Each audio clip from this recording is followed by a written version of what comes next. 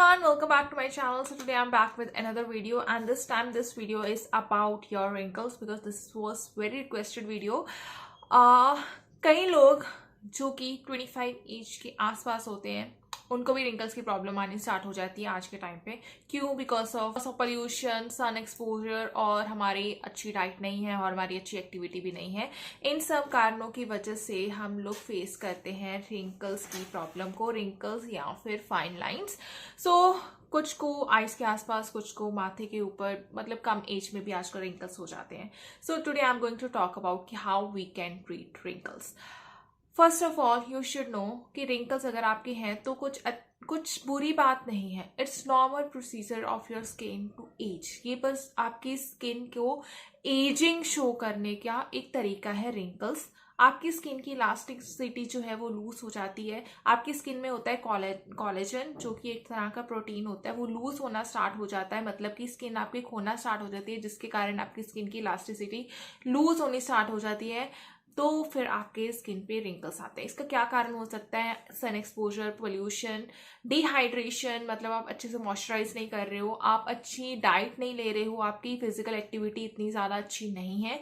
तो ये सब जो चीज़ें हैं वो आपके रिंकल्स में, मतलब these are the factors for the wrinkles. Now let's talk about treatment of wrinkles. सबसे पहली बात आती है एलोवेरा की. आप एलोवेरा जूस पी सकते हो. आप एलोवेरा को एज ओवरनाइट मास्क रख सकते हो. मतलब कि एक थिक लेयर लगा लो एक एलोवेरा जेल की, उसे रखो पूरी रात. हर रोज़ करो या एवरी ऑल्टरनेट डे करो.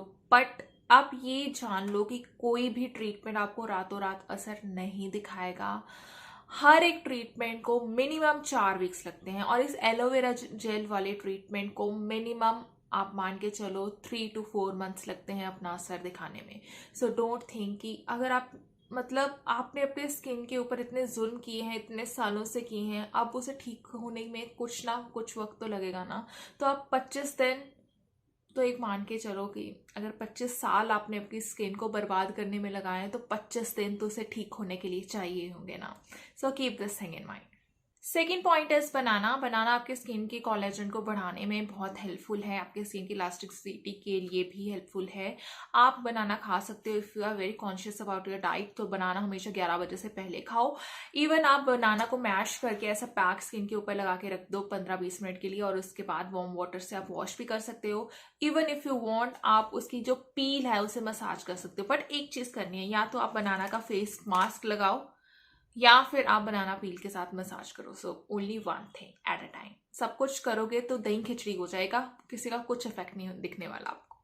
So the next point is about diet. आप अपनी डाइट अच्छी रखो. अपनी डाइट में जिंजर को इंक्लूड करो, एग्स इंक्लूड करो if you can. If can't then paneer include करो, सीड्स इंक्लूड करो, चिया सीड्स हो गए, वॉलनट्स हो गए, आलमंड्स हो गए, ऐसी चीज़ें इंक्लूड करो सो दैट आपकी स्किन की इलास्टिसिटी जो है वो मेंटेन रहे. ज़रूरी नहीं है कि ये सारे स्टेप्स उन्हीं को करने हैं जिनको रिंकल्स हैं. जिनको नहीं भी हैं, आप अपने रेगुलर हेल्थ के लिए, स्किन के लिए भी ये सारे स्टेप्स फॉलो कर सकते हो. ऐसा कोई हार्ड एंड फास्ट रूल नहीं है कि जिनको रिंकल्स नहीं है वो ये स्टेप्स फॉलो नहीं कर सकते. If you are above 20 you can follow all this steps. Next आती है टर्न जो है वो मसाज की. आप ऑलिव ऑयल में कुछ बूंदे एसेंशियल ऑयल्स जैसे कि आर्गन ऑयल हो गया, या येलांग ऑयल हो गया, जोजोबा ऑयल हो गया, या फिर रोजमेरी, लेवेंडर, और कौन से ऑयल्स होते हैं, जेरेनियम, ऐसे ऑयल्स को मिक्स करके आप अराउंड 3 to 5 मिनट्स अपने फेस पे रोज मसाज करो. एंड मसाज की डायरेक्शन हमेशा अपवर्ड होनी चाहिए. So I am playing a clip for you कि मसाज कैसे करते हैं फेस की, और मैं कैसे करती हूँ मसाज फेस की. So just have a look on it.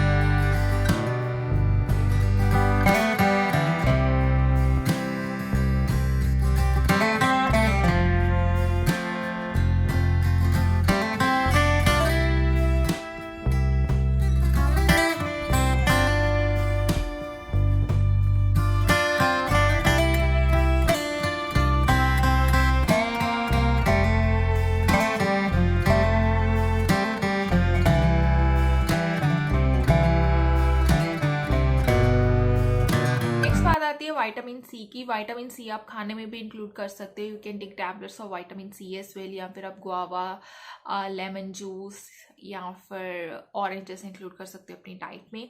Even topical vitamin C आते हैं just to as in a form of serums, ताकि आप अपने फेस की इलास्टिसिटी और कोलेजन को बूस्ट कर पाओ। सो जो बेस्ट विटामिन सी मुझे आज तक लगा, एक रिकास्ट का था vitamin see that I have finished, I don't even have it's empty bottle. And second मुझे विटामिन सी जो है वो बेस्ट लगा है वाओ स्किन साइंस का। So I have already shared it reviews in many past video, so I am not going to talk about it much in this video. So ये दो चीज़ें हैं जो आप इंक्लूड कर सकते हो as a serum in your regular routine. और एक बात आती है रेटिनॉइड्स की, जो कि डॉक्टर्स भी आपको प्रिस्क्राइब करेंगे।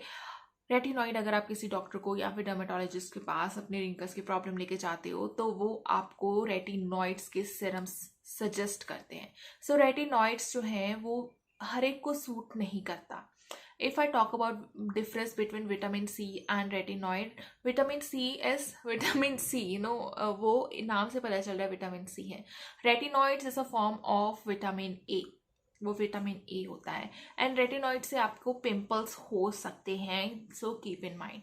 बट अगर आपको पिंपल्स हो रहे हैं तो हफ्ता वेट करो, आप मतलब कि रेटिनॉइड्स लगाना छोड़ो मत, लगाते रहो लगाते रहो लगाते रहो। हफ्ते बाद आपकी स्किन को आदत हो जाएगी रेटिनॉइड्स की और उसे अडेप्ट कर लेगा, फिर आपके पिंपल्स रुक जाएंगे। उसके बाद जो आपको पिंपल्स होते भी थे ना, not due to retinoids, due to any other reason, वो भी ट्रीट होने स्टार्ट हो जाएंगे। कोई भी पिगमेंटेशन है वो भी ट्रीट होनी स्टार्ट हो जाएगी। और रिंकल्स का बेस्ट सोल्यूशन, अगर आपको खाना पीना कुछ भी अपना चेंज नहीं करना है, कोई स्लीपिंग पैटर्न कुछ भी चेंज नहीं करना है, तो retinoid are the best solution to reduce your wrinkles.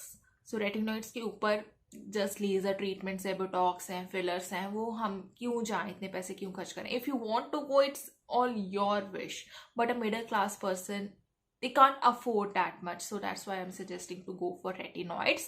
So जो मैं रेटिनॉइड यूज करती हूँ that is from Dermatalk, and एक और आपको सजेस्ट कर रही हूँ that is from Minimalist. सो ये दो चीज़ें हैं, ये दो कंपनीज हैं विच आई ट्रस्ट द मोस्ट, सो इनके मैंने यूज़ किए हुए हैं, that's why I am suggesting you.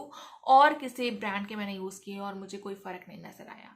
Talking about the minimalistic, उसने यूज़ करने से मेरे फोरहेड पे जो फाइन लाइन्स थी वो रिड्यूस हो गई हैं। टॉकिंग अबाउट डर्माडॉक, उसे यूज़ करने से that I can use under my eyes well as, so crow's feet जो होते हैं यहाँ पे अंडर आइज पे जो फाइन लाइन्स होती हैं वो रिड्यूस हो गई है मेरी डर्माडॉक का रेटिनॉइड सीरम यूज़ करने से। सो ये दो चीज़ें हैं जो मैं आपको रिकमेंड कर सकती हूँ, जो स्पेशली प्रोडक्ट्स हैं।